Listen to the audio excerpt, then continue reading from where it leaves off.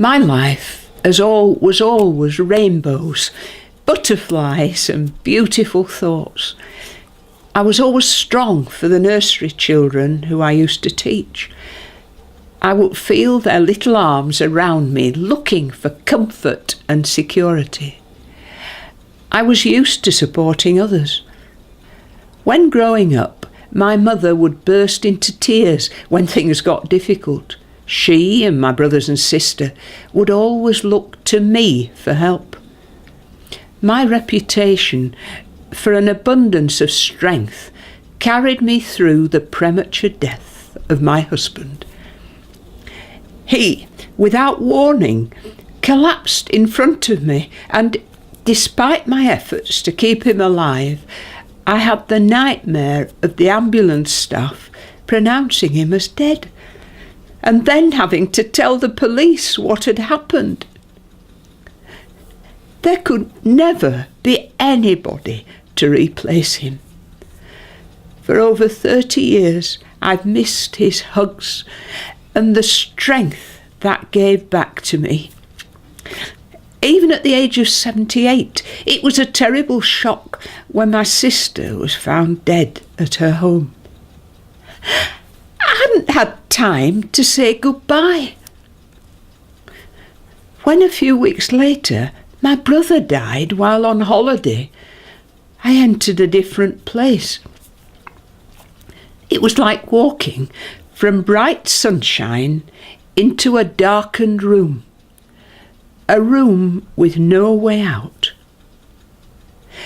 My close family thought they were helping by arranging for me to move into a new house.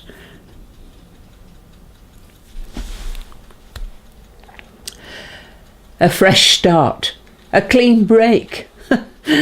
When this made my blackness worse, they organised for medical tests to see if I was physically ill. I wasn't. I was sliding down a well into a dark, dark place, and I couldn't help myself. There was nothing and nobody who could help me. 10 minutes was all I got when I booked to see my GP. "Your time is up. Make an appointment to see me next week," would be the abrupt ending to the consultation. In the world I was in, I became wholly and completely dependent on those weekly 10-minute consultations. I would count the hours, minutes, seconds to the next time I could talk to my GP.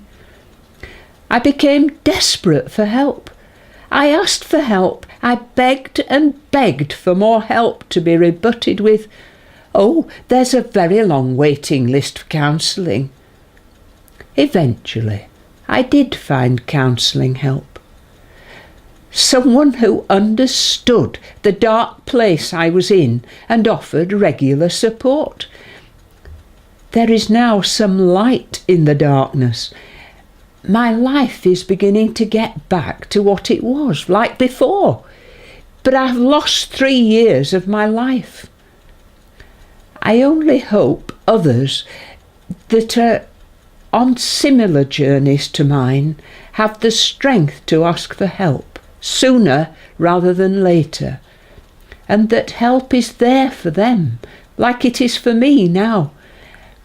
I passionately believe that the health service should be able to support those who have depression, because in the long run it will be better for the patients, less costly for the NHS, and help those who can only scream silently. So a little bowl of potato, so you think that, and then 1, 2, 3, 4, 5, 6, 7, and 8, and then you have a sort of